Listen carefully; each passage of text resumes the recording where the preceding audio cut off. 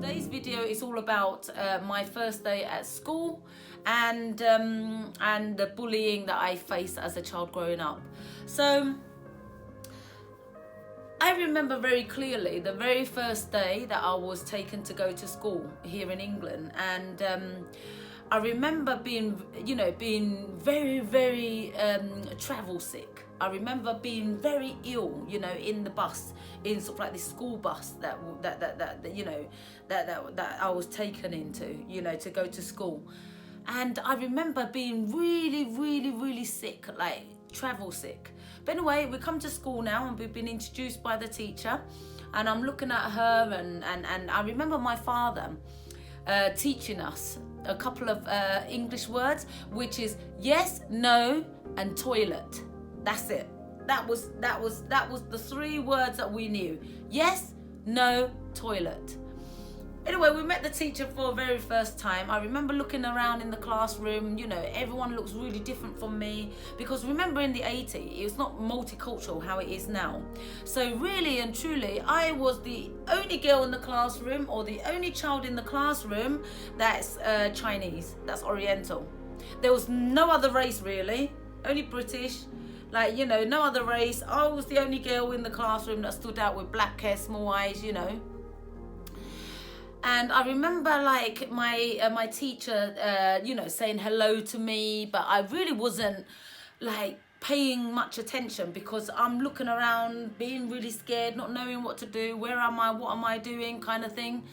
But anyway, I remembered my teacher at the time introducing me to another girl. So this girl was to look after me. We were supposed to be looking after it. She was supposed to be looking after me. Anyway, I didn't understand a word she was saying to me.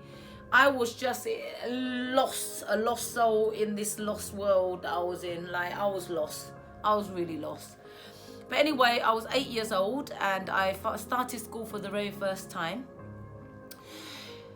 Even though I was 8 years old, I was put in a class with children that was much younger than myself, because I had to go back a class, only because I'd miss the whole of all the other class, like nursery and preschool and all that sort of stuff. So I've missed all the A, B, C, D classes and all the pronouncing, phonics, whatever it is that classes. I missed all that. I was 8 years old.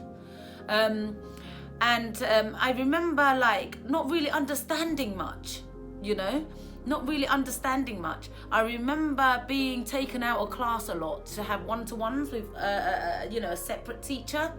And I remember the teacher was cat, sat, mat, hat, and all that sort of stuff, just same word sounding very much the same, but I could see in the picture that they all look different. Cat and then hat, so the cat and the hat, and bear in mind at this point I'm dyslexic, right? But my dyslexia wasn't picked up until the age of 44. I'm 45 now, going on to 46.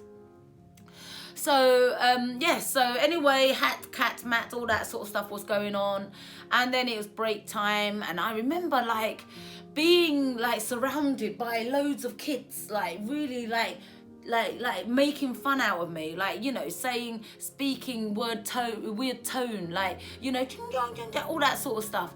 I remember a lot of people hovering around me, people hovering around me, and this girl that was supposed to be my friend, or she, I don't really quite remember her so much until this day, because even she was overwhelmed, with all this sort of people hovering around me in the playground, and children poking fun and laughing and running away and giving me a bit of a push and then running away and that sort of stuff. I felt really scared, if I can be really honest with you. Scared in the sense that, because I was a very clingy child, don't forget. Remember the clingy child syndrome, because separated from my mother and father, then put into the village with my grandmother, and then from my grandmother being separated again to go to England, and then being forced to call these people my mum and dad when I really didn't know who they were, and then really quite quickly separated from them and straight into school. So I'm like, oh my God, what is going on? And in school, these people are surrounding me and talking and making noises and sound and teasing me and laughing at me and all that sort of stuff. So life was really, really, really difficult for me. I was bullied a lot at school, you know. People would, you know, at the time, even though the girl was instructed to take care of me, she really didn't want to take on that role because of the pressure that she was getting from all the kids, like putting pressure on me, you know. So I was a very lonely child at school. In the end, I was walking around in that playground by myself. I was almost glad that break time was over, because when break time was over, I was able to be with my one-to-one teacher a lot of the time. So I felt safe. It's when I was left to my own in the big world by myself, that's when I felt very vulnerable. But with the one-to-one, I felt very, very safe.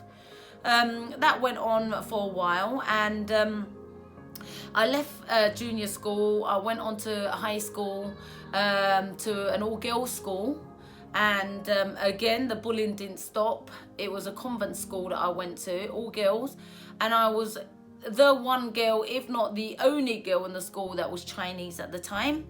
A lot of girls would pick on me. At the time, I had lots of spots. I was overweight at the time, and the bullying continued until one day I'd had enough and I fought back.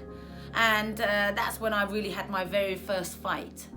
And after that fight, it really gave me the courage to stick up for myself, and that's when I built the confidence to take on anyone and everyone that would bother me. If anybody bothered me, that was it. I was gonna fight.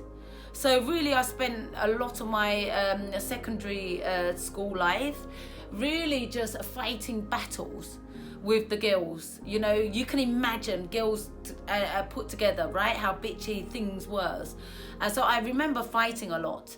Not really studying and not really understanding what was going on in my mind, because I was dyslexic, you know. So it's very difficult to try and be in school life when I'm dyslexic. No one's picking up the fact that I'm dyslexic, and being bullied. But anyway, life was really tough, and you know, I left school with hardly any education, with hardly any grades. The most I got was an A for art, and the rest were D's. C's, 1 or 2 C, and the rest are D's and ungraded. I really didn't good, but I really did try hard. I really did try hard because I wanted to impress my father. You know, he's very academic. He always wanted the best for his kids when it comes to education. But the harder I tried, the harder I drifted away from education. It was really difficult. Now I can understand why it was so difficult for me to study. But, you know, no one picked it up. No one picked it up. No teacher picked it up, the fact that I suffer from dyslexia. And so, you know, as everyone was thriving, I was left behind. You know, trying to catch up didn't work. Couldn't work because it didn't sink in, you know, I just couldn't absorb information, and I couldn't like put things into perspective and understood what was going on, or I forget a lot of the time. Life was just really difficult. Anyway, when I got to the age of 13, because my education wasn't going very well, my mother and father decided to send me up to Workington, Cumbria, to work in my father and my uncle's business, which was the takeaway. I don't know what came over my parent to make that decision, but I was sent away. And I remember going up there again to a different place now in Workington, Cumbria. That's like 7-8 hours away from Essex, where we was living at the time. I was brought up in Essex. That's where I was brought up. When, at the age of 8 until 13, I was brought up in Essex. I went to junior school, which was St. John's School, and then I left that school to go to a Grace Convent School. That was my high school. And then in Grace Convent, I only went a couple of years before my father and my mother took me out from that school and took me and sent me away to Workington, Cumbria, which I went to another school, but I don't really quite remember. I used to run away a lot. At that age, I was around about 14, going on to 15. I was very rebellious.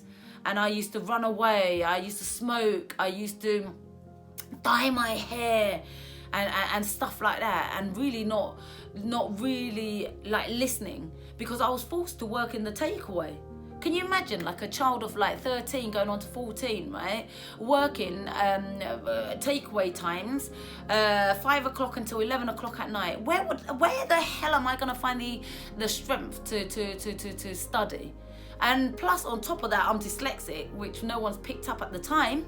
So struggling to catch up in the classroom, working all hours God send, being away from my parent and my brother and sister once again. So you can imagine how damaged I was as a child growing up.